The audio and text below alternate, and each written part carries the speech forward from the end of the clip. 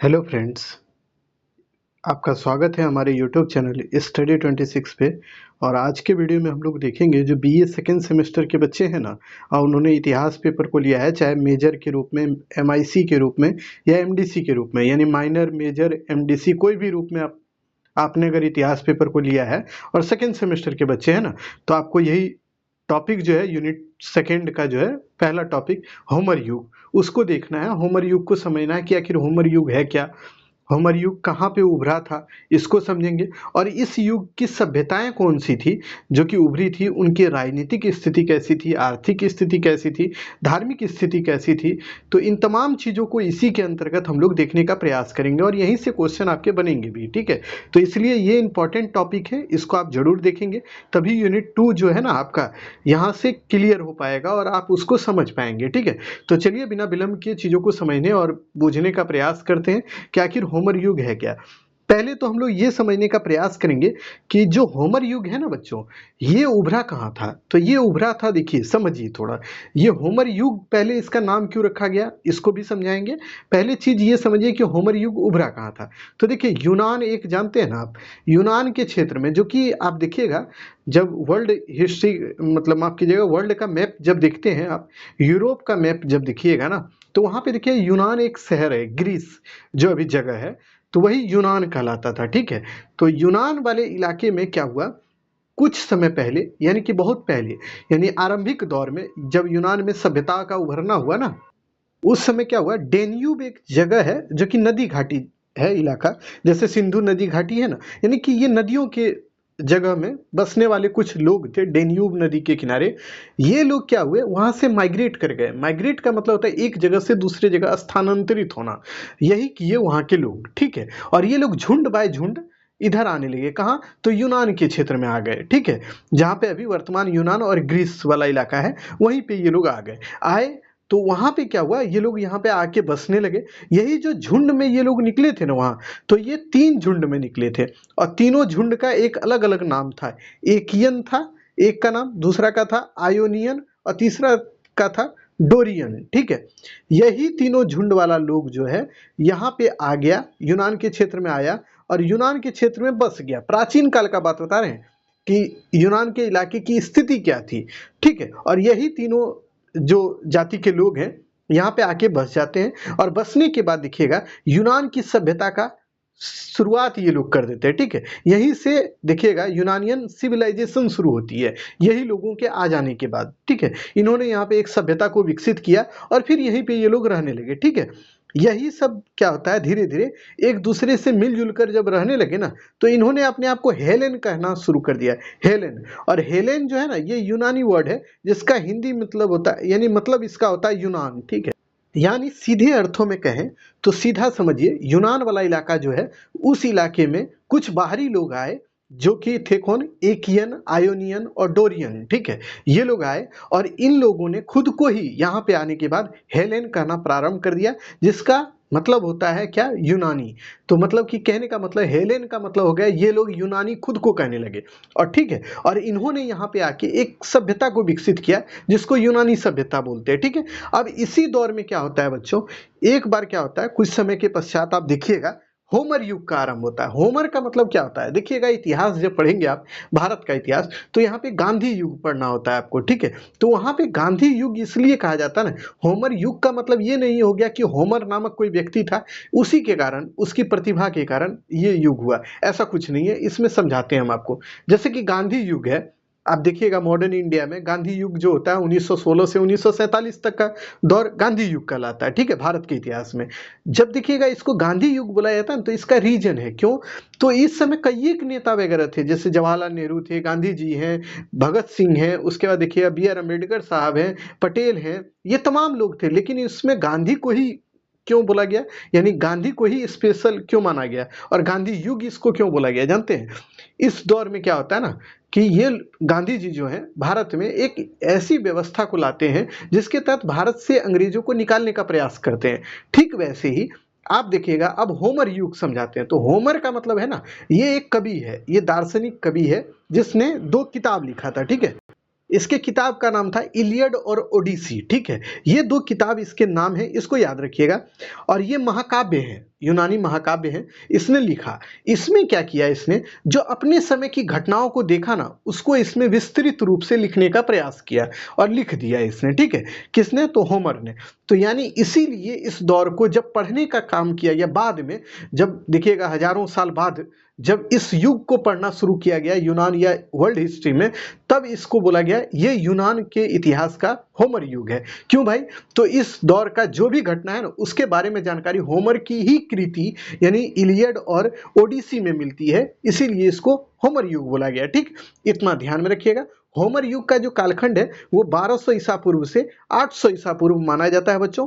इस युग में क्या होता है, होमर के समय क्या हुआ, जैसे अभी आप कोई किताब लिखिएगा तो इस समय किताब जो लिखिएगा उसमें क्या लिखिएगा, आप बोलिएगा कि यहाँ की राजनीतिक स्थिति कैसी थी, तो आप बताइएगा कि भारत के प्रधानमंत्री नरेंद्र मोदी जी हैं। उसके बहुत चीज़ों को आप लिखिएगा, यहाँ की आर्थिक स्थिति को, सब चीज़ों को लिखिएगा। ठीक वैसे ही होमर जो है ना, जब इतिहास को लिखना प्रारंभ किए ना, तो उसने जब लिखना ये चीज को शुरू किया, या उस समय जो यूनान में जो सभ्यता और जो शासन कर रहा था ना, वो डेरियनों का शासन था। हमने 3 जाति के लोगों का बात बताया था अभी आपको, एकियन, आयोनियन और डोरियन, इसके बारे में बताया था ना। तो यही आप देखिए, ये जो डोरियन वाला है ना, यही इस समय शासन कर रहा था। और ये जो शासन कर रहा था ना, इसका शासन तंत्र बहुत ही विध्वंसक होता था, दमनकारी होता था, यानी कि ये शोषण ज्यादा करता था लोगों का। तो इसी के बारे में इन्होंने अपनी पुस्तक में लिखा, इसीलिए इस युग को जो है ना होमर युग के नाम से जाना जाता है। दूसरी बात, इस युग में जो है ना, यही दो जो महाकाव्य लिखी गई, इलियड है, ओडिसी है, और भी महाकाव्य बाद में आप देखिएगा लिखी गई, बट उसका इंपॉर्टेंट आपको यहाँ पे हम नहीं बता सकते क्योंकि वह बहुत लंबा चीज हो जाएगा, ठीक है। बट जो इंपॉर्टेंट चीजें हैं उसको हम समझा रहे हैं, ठीक है। तो इलियड और ओडिसी जैसी महाकाव्य जब लिखी गई ना बच्चों, तो इसी को क्या बोला गया, महाकाव्य युग भी बोल दिया गया, होमर युग भी बोल दिया गया। और इस समय का जो दौर है ना बच्चों, ये बहुत ही विध्वंसक यानी कि बहुत अच्छा दौर नहीं है, इसीलिए इसको अंधकार युग भी बोला जाता है, ठीक है। तो इतनी चीजें इससे रिलेटेड याद रखिएगा। अब देखिए ये समझिए, होमर युग कोई घटना नहीं है, यानी होमर एक व्यक्ति है जिसने बहुत दिन तक जो जीवित जितना दिन रहा, उसने जो घटनाओं को देखा उसी को लिख दिया, इसी को होमर युग बोल दिया गया। अब देखिए इस समय क्या क्या घटनाएं घटित हुई, तो अब उसको समझने का प्रयास कीजिए, ठीक है। जो मेन मुद्दा है यहीं से शुरू होता है। ये तो पूरा कंसेप्ट हम आपको दे दिए कि क्या क्या चीजें हुई और कैसे कैसे ये होमर युग बन गया, ठीक है। अब देखिए होमर युग के समय, मतलब होमर जो व्यक्ति है उसके समय कौन सी सभ्यताएं थी, और वो सभ्यता की राजनीतिक स्थिति कैसी थी, आर्थिक स्थिति कैसी थी, अब उनको देखते हैं। तो हमने अभी तुरंत बताया डोरियन जो है उनका शासन तंत्र चल रहा था इस समय, तो उनकी राजनीतिक स्थिति क्या थी। तो कोई भी दौर आप पढ़िएगा ना प्राचीन काल में, चाहे भारत का इतिहास हो या विश्व का इतिहास हो, कहीं का भी इतिहास हो ना, वहां पे राजा बड़ा महत्वपूर्ण हो जाता है। तो राजनीतिक स्थिति में आप देखिएगा इस समय जो सबसे महत्वपूर्ण तंत्र बनता है वो राजतंत्र, यानी राजा का यहाँ पे शासन होता है। राजा वंशानुगत तौर पर चुना जाता था, ठीक है। राजा ही राज्य को चलाता था, वही राज्य का प्रमुख होता था, वो न्याय करने का भी कार्य करता था, वो सेना का भी प्रमुख होता था। ये सब विशेषताएं जो हर सभ्यता में पड़े, वही चीज यहाँ भी था, ठीक है। तो उसको अब एक एक करके हम समझाते हैं। देखिए राजनीतिक स्थिति में क्या था कि इसका जो राज्य था ना, होमर काल का जो आप देखिएगा वहां जो सभ्यताएं उभरी थी, उस समय की सभ्यता का जो राज्य था ना, वो कई खंडों में विभाजित था, ठीक है। कई खंड का मतलब इस तरह है कि ये छोटे छोटे गांव के रूप में ये समूहित था, यानी कि गांव के रूप में था, छोटे छोटे गांव था। और यही गांव का समूह को क्या बोला जाता, एक संगठन के रूप में संगठित किया गया था, ठीक है। और यहाँ का जो मुखिया होता था, जो संगठन होता था छोटे छोटे गांव का समूह का, उसको राजा बोला जाता था। और राजा जो होता था वो हेड होता था, ठीक है। एक बात ध्यान में रखिएगा, राजा का जो पद होता था वो वंशानुगत होता था। राजा सर्वोच्च अधिकारी होता था वहाँ का, वो न्याय करने का कार्य करता था, वो शांति रखने का कार्य करता था। ये सभी चीजें राजा के हाथ में निहित थी, ठीक है। तो ये वहाँ की पॉलिटिकल सिनेरियो थी। अब इसमें ही पॉलिटिकल हिस्ट्री में ही इसका देखिएगा, तो दूसरी थी कि राजा तो वहाँ हेड था, लेकिन राजा जो कार्य करेगा, आज भी देखिएगा जो मंत्री लोग हैं वो कोई भी कार्य करते हैं तो उसके लिए कई एक मंत्री परिषद के लोग होते हैं प्रधानमंत्री की सहायता के लिए, वही उसको सहयोग देते हैं और फिर वो कार्य करता है प्रधानमंत्री। ठीक वैसे ही राजा भी ऐसा ही कार्य करता था, यानी राजा को सहयोग देने के लिए मंत्री परिषद होती थी, और उसके जो मंत्री लोग थे, वरिष्ठ लोग थे, वो राजा को सहयोग देते थे और बताते थे क्या अच्छा है क्या बुरा है।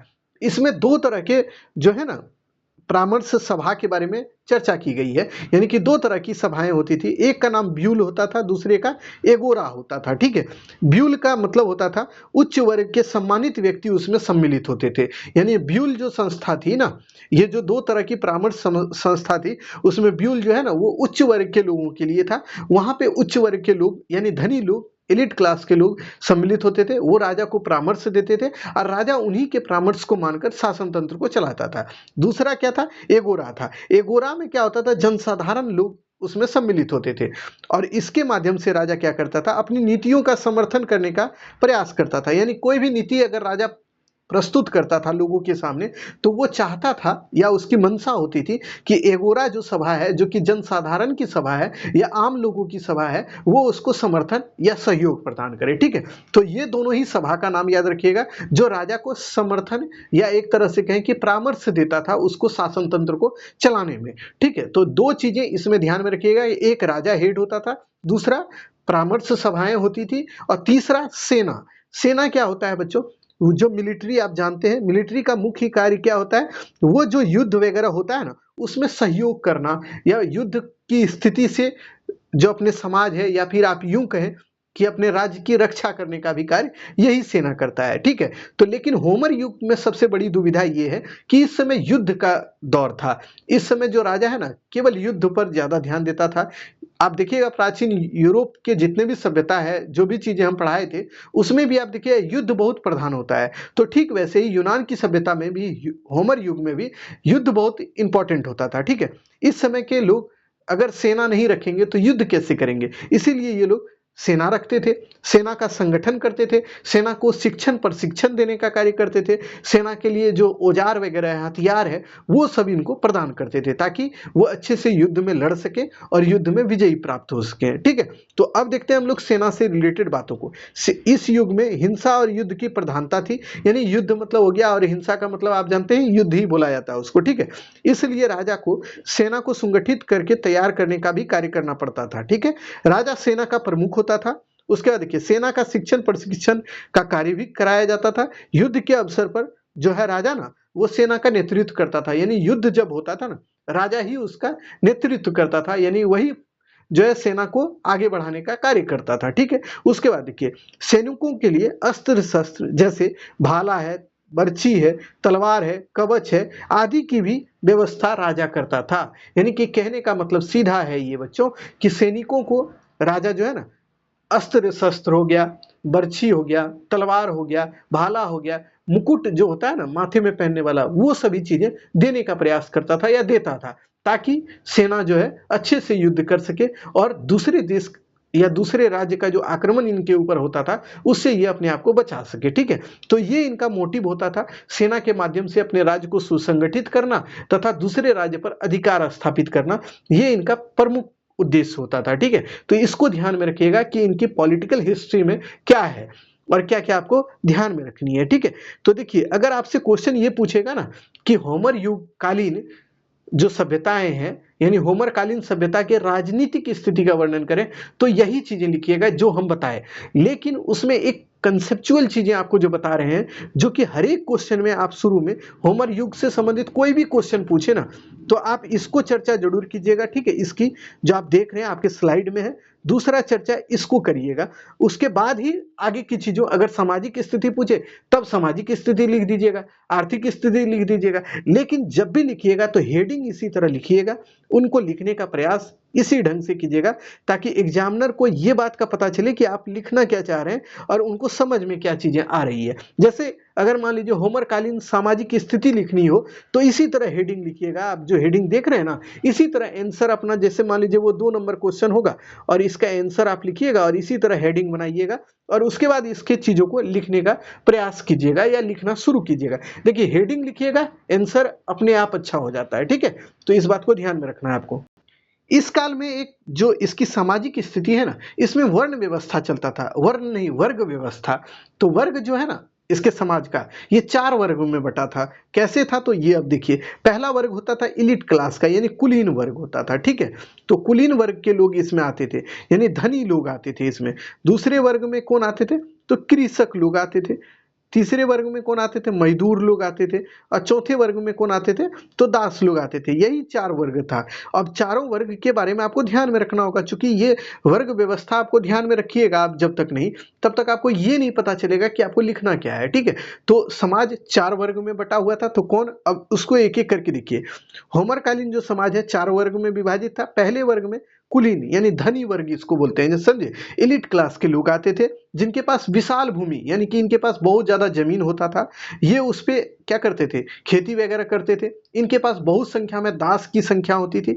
ये दासों की सहायता से खेती करवाते थे। उसके बाद देखिए, खेती से जो इनको इनकम होता था ना, इसी से ये दासों को, नए नए दासों को खरीदने का भी कार्य करते थे। ठीक है, तो इसको भी ध्यान में रखिएगा। दूसरा वर्ग कृषक का होता था, यानी कि खेती करने वाले लोगों का, किसानों का। तो किसान क्या करते थे? खेती का कार्य करते थे। खेती ये लोग कैसे करते थे भाई? तो ये लोग भूमि पर क्या करते थे? खेती जब ये करते थे ना, ये सिंचाई की व्यवस्था करते थे, जैसे गेहूं, जौ, बाजरा, ये सब की उपज ये लोग करते थे। ठीक है, साग सब्जी ये सब भी ये लोग उपजाते थे। तो इसको भी ध्यान में रखिएगा कि जो यहाँ की व्यवस्था थी, यहाँ कृषक भी प्रधान था, यानी कृषि प्रधान ये समाज है। इसमें जो है ना, कृषकों की बहुत महत्व रही है, लेकिन उससे ज्यादा कुलीनों की रही है। कुलीनों के बात को राजा भी मानता था, ये भी ध्यान में रखिएगा आप। ठीक है, तीसरा जो है वर्ग आप देखिएगा, वो स्वतंत्र श्रमिक वर्ग होता था। श्रमिक का मतलब था मजदूर वर्ग, जो कि स्वतंत्र रूप से कहीं भी मजदूरी करता था, अपना जीवन यापन करने का कार्य करता था ये। ठीक है, और चौथा वर्ग होता था दासों का। दास वे लोग होते थे जिनको युद्ध बंदी बनाकर लाया जाता था, या फिर उनको समुद्री डाकुओं के द्वारा खरीदा जाता था। एक बात जानिए, समुद्री डाकू वो होते थे ना बच्चों, जो कि समुद्र, आप देखिएगा कोई भी सभ्यता उभरी है तो वो समुद्र के किनारे उभरी है, नदियों के किनारे उभरी है। तो इस समय समुद्र, नदी, इन सबों का बहुत इंपॉर्टेंट था। ठीक है, तो ये क्या होते थे? समुद्री डाकू। अगर मान लीजिए आपका कोई सामान एक जगह से दूसरे जगह जा रहा है समुद्र के माध्यम से, तो ये समुद्री डाकू क्या करते थे? उस सामान को छीन लेते थे या लूट लेते थे। और इसी समय में इनको कुछ लोग भी मिल जाते थे, कुछ सामान लूटे, उसी में कुछ लोगों को ये बंदी बनाकर भी लूट लेते थे। और यही बंदी बनाए हुए लोग को ये लोग दूसरे जगह ले जाकर दास के रूप में बेच देते थे। तो ये प्रथा वहां भी चलती थी, इसको ध्यान में रखनी है आपको। ठीक है, अब आ जाइए अगले चीजों को देखते हैं, सामाजिक स्थिति में ही इनका, कि स्त्रियों की स्थिति कैसी थी समाज में। तो देखिए, महिलाओं की स्थिति ठीक ठाक थी, बहुत खराब नहीं, बहुत अच्छा नहीं, लेकिन मिला जुला कर सब ठीक ठाक था। ठीक है, उनका मुख्य कार्य जो होता था महिलाओं का, वो कपड़ा बुनना होता था। ये कपड़ा बुनने का कार्य करती थी। ये बच्चों का लालन पालन करती थी, यानी कि बच्चों को पालती थी, उनको खिलाती पिलाती थी, उनको शिक्षा देने का कार्य भी यही करती थी महिलाएं। ठीक है, उसके बाद देखिए, इसके अलावा समाज के प्रत्येक क्षेत्र में अपना दखल देने का भी कार्य करती थी। जैसे आज भी आप देखते हैं कुछ समाज में, कुछ घरों में, ऐसे कुछ समाज नहीं, अब तो रेगुलर आप देखें तो हर एक घरों में महिलाओं से भी ये निर्णय कोई भी किया जाता है ना, तो उनसे ये निर्णय लिया जाता है कि ये सही होगा कि गलत होगा, इसमें वह भी भागीदार होती है। तो ठीक वैसे ही प्राचीन समाज में भी, ये यूनान का जो समाज था होमरकालीन, इसमें भी महिलाओं का योगदान इसी तरह का रहता था। उनसे कोई भी चीजें करने से पहले उनसे ये जानकारी या उनसे निर्णय जरूर लिया जाता था कि वो सही गलत का चुनाव करके वो अपने पति, या आप यूं कहें तो घर के जो मुखिया हैं, उनको बताने का कार्य करती थी। ठीक है, उसके बाद देखिए, नारी ही इस युग में पुरुष के लिए प्रेरणा का स्रोत भी थी। जैसे कि प्रेरणा का स्रोत का मतलब आप जानते हैं, मोटिवेशन का सोर्सेस, ये महिलाएं भी होती थी। ठीक है, उस समय। और कुछ महिलाएं ऐसी थी जो कि युद्ध भी करा देती थी। आप जानते भी हैं, आज भी कई एक झगड़ों का कारण कभी कभी महिलाएं बन जाती है। ऐसा नहीं है कि ये महिलाओं के ही कारण होता है, कहीं ना कहीं पुरुषों की भी मानसिकता ऐसी होती है कि वो युद्ध करना चाहते हैं, तभी तो करते हैं। ठीक है, महिलाएं कितना भी बोले, अगर आपका मन ही ना हो तो आप क्यों युद्ध कीजिएगा? यानी आपका मन होता था तब तो आप युद्ध करते थे। तो ठीक वैसे ही इस सभ्यता में भी था। ठीक है, तो इसको भी ध्यान में रखिएगा। अब आ जाइए अगले टॉपिक को देखते हैं। अगला टॉपिक क्या है आपके लिए? तो खान पान, यानी सामाजिक स्थिति में आप देखिए खान पान इनका कैसा था। तो खान पान इनका साधारण था, ऐसा नहीं है कि बहुत हाई फाई, कुछ नहीं। जो साधारण आप देखते आए हैं वैसा ही था इनका रहन सहन, खान पान, ये सब साधारण था। जैसे कि मान लीजिए ये लोग गेहूं है, जौ है, बाजरा है, ये सब खाते थे। फिर देखिएगा हरी साग सब्जी जिसको तरकारी बोलते हैं ना, वो सब भी खाते थे। उसके अलावा आप देखिएगा ये लोग मांस मछली भी खाते थे। उसके अलावा मदिरा का सेवन ये लोग कुलीन वर्ग के लोग करते थे। कुलीन वर्ग मतलब धनी लोग जो है ना, वो मदिरा का भी सेवन करते थे। मदिरा का मतलब होता है शराब, शराब का भी सेवन ये लोग करते थे। ठीक है, इसको ध्यान में रखिएगा कि भोजन में ये लोग गेहूं, जौ, बाजरा ये सब खाते थे। साग सब्जी है, मछली है, मदिरा का सेवन भी ये लोग करते थे। ठीक, इतनी चीजें इनके खान पान से रिलेटेड आपको ध्यान में रखना है। क्योंकि देखिए चीजें आपको ध्यान में जब तक नहीं रहेंगी तब तक आप बातों को समझ नहीं पाइएगा। ठीक है, तो इसको ध्यान में रखिएगा। उसके बाद देखिए इनकी विवाह व्यवस्था यानी कि मैरिज का जो सिस्टम था वो कैसा था इनके समाज में। तो देखिए विवाह व्यवस्था ऐसा था ना बच्चों कि समाज में कोई भी व्यक्ति, मान लीजिए आप ही अगर उस समय दौर में रहते तो आप खुद ही कल्पना कीजिए तो आप विवाह कैसे करते। तो देखिए प्रथा वहां क्या प्रचलन में था उसको समझा देते हैं। उस समय प्रथा ये प्रचलन है कि देखिए किसी को भी अगर विवाह करना है ना तो उसको अब लड़की के जो पिता है ना उनसे बात करना होगा। उनसे बात करके वो लड़की के पिता को पैसा देता था यानी धन देता था। और उसके बाद वो पिता अगर लड़की का जो है वो अगर संतुष्ट हो गया कि हाँ इतना धन में हम अपनी बेटी को इसको दे देंगे, तभी वो देता था। और संतुष्ट हो जाने के बाद वो लड़की को खरीद लेता था, कोई भी वर पक्ष का लोग, यानी लड़का लड़की को खरीदता था उसके लड़की के पिता से और उसी से शादी कर लेता था। ठीक है,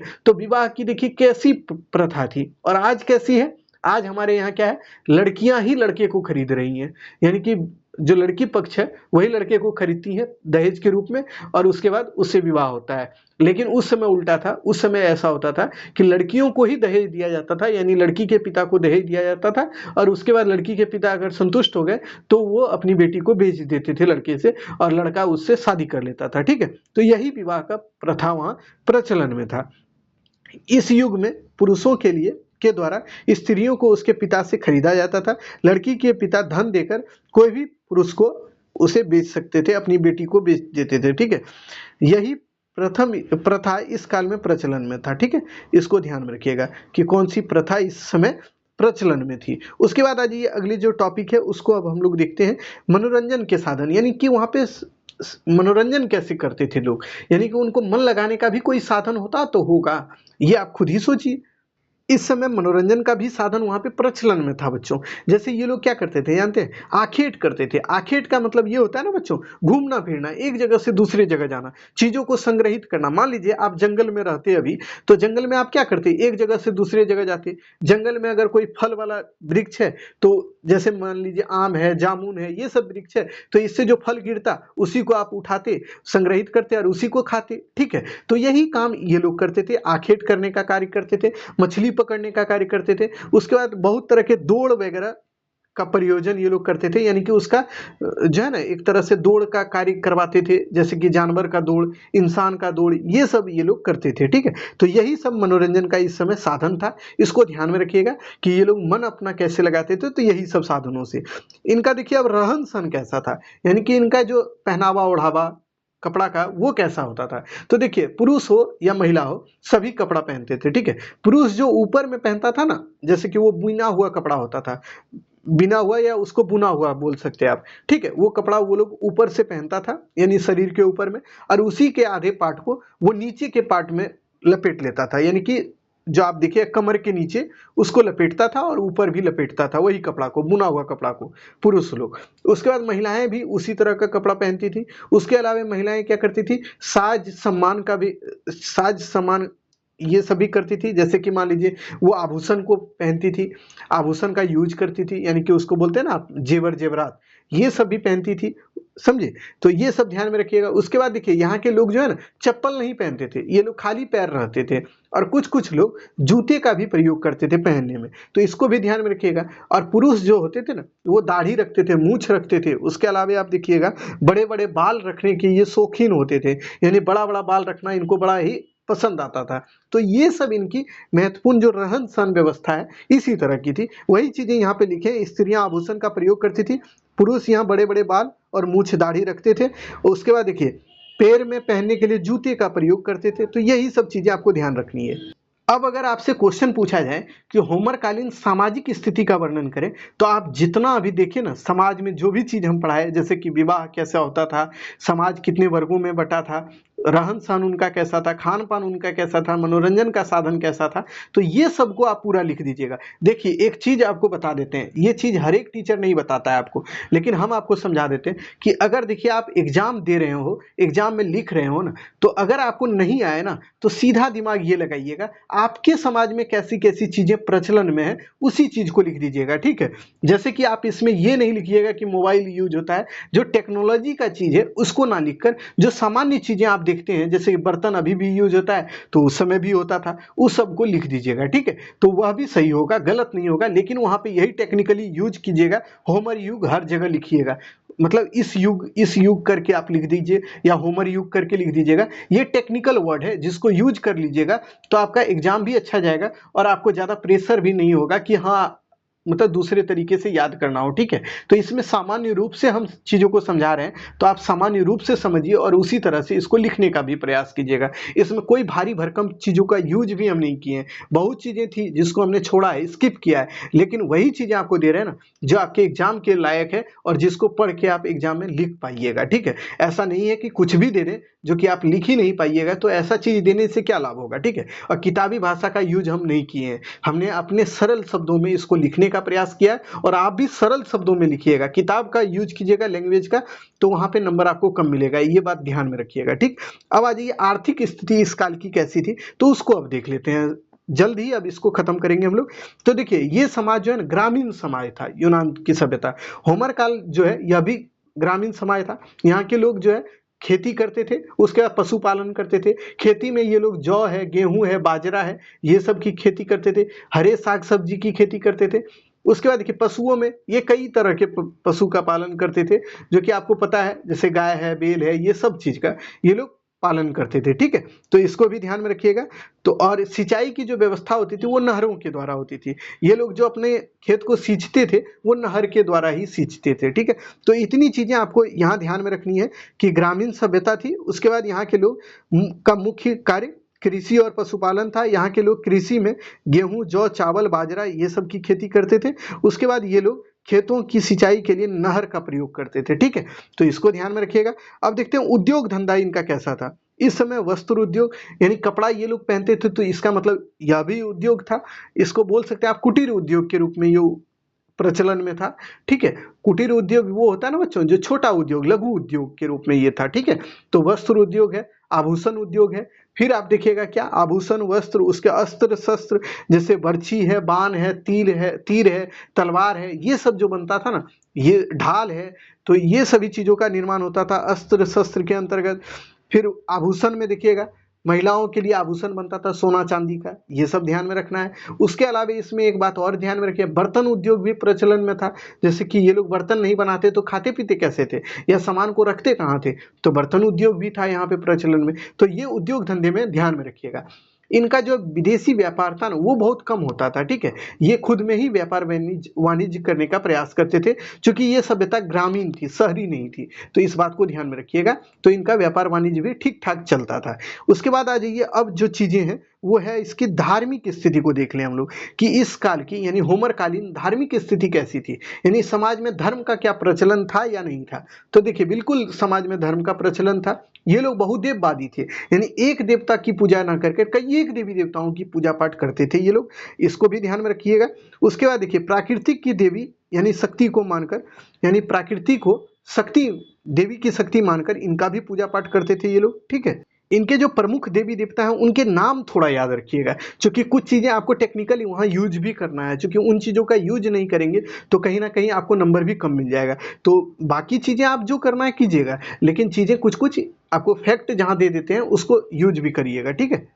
जिसमें देखिए जियस है इनके प्रमुख देवता, उसके बाद देखिए पोसीडन है, उसके बाद देखिए हिपास्टस है, अपोलो है, ये सभी देवी देवताओं की पूजा करते थे। नाम याद रखिएगा, जियस, उसके बाद देखिए पोसीडन, उसके बाद देखिए हिपास्टस और उसके बाद अपोलो, ये सभी देवी देवताओं, इसके अलावा भी बहुत देवी देवताएं थी, लेकिन इनका ये लोग पूजा पाठ करते थे, इसको ध्यान में रखिएगा। ये लोग अपने देवी देवताओं के लिए मंदिर का निर्माण करते थे, ठीक है, और वहीं पे इनकी मूर्तियों को स्थापित कराते थे। उसके बाद देखिए इस समय जो है ना कर्मकांड या पुरोहिती वाली व्यवस्था जो है वो बहुत कम थी, यानी बहुत कम ही प्रचलन में था। कर्मकांड बहुत ही निम्न था, यानी बहुत कम था। उसके बाद देखिए पुरोहिती कार्य जो है वह भी बहुत कम होता था।